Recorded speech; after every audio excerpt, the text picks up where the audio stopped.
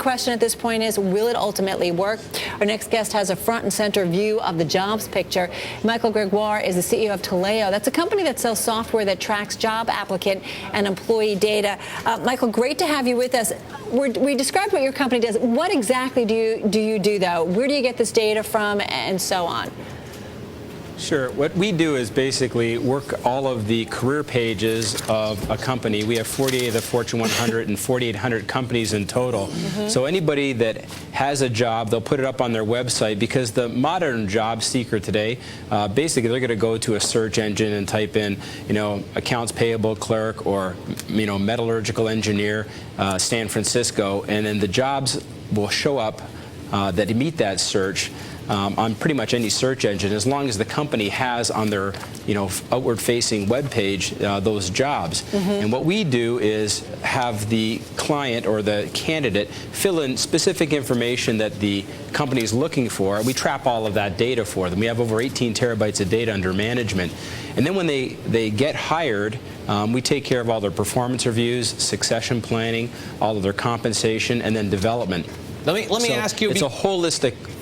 Sorry, Michael, to interrupt. But we saw Labor Department statistics out saying that job openings in the U.S. rose in July to over 3 million. 178,000 is the gain. Are you seeing that in your data as well? And do you think it's a trend that could continue?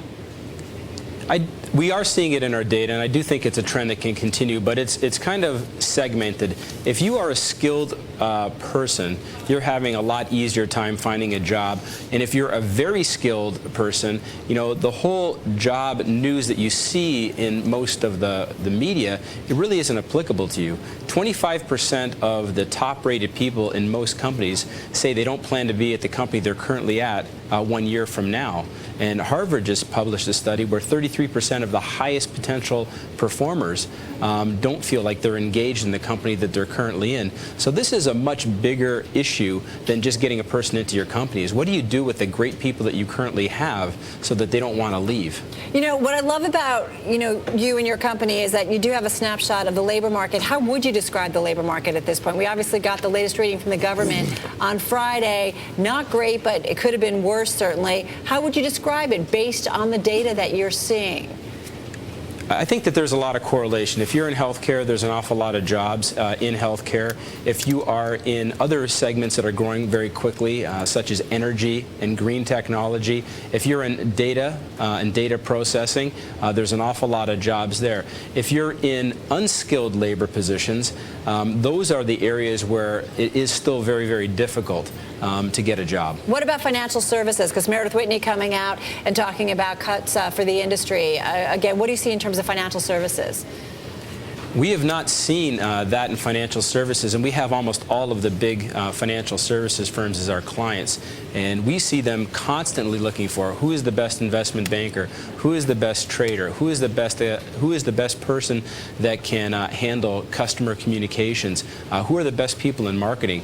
They're constantly looking to upgrade their staff and constantly looking for growth. And in order to do that, they're always willing to look at who's the best player. And to be fair, Meredith Whitney's talking about over the next 18 months, and globally, financial firms will cut 80,000 players. Let me just ask you quickly, just about 30 seconds left here, Mike. Where do you see the biggest declines? What does Washington need to focus on as far as industry groups that need to build jobs and are losing them? Well, obviously, the home building industry is very, very difficult. And any kind of, once again, people who that don't have a trade or don't have a skill, what needs to happen is they need to make themselves more attractive to an employer. And employers are being very, very picky on who they hire. Most companies have a lot of cash, and they're more than willing to spend that cash to get growth, but they're doing a lot more diligence before they go ahead and spend that cash and expand. All right. Hey, Mike, thanks so much for joining us. Mike Gregoire there, CEO of Taleo.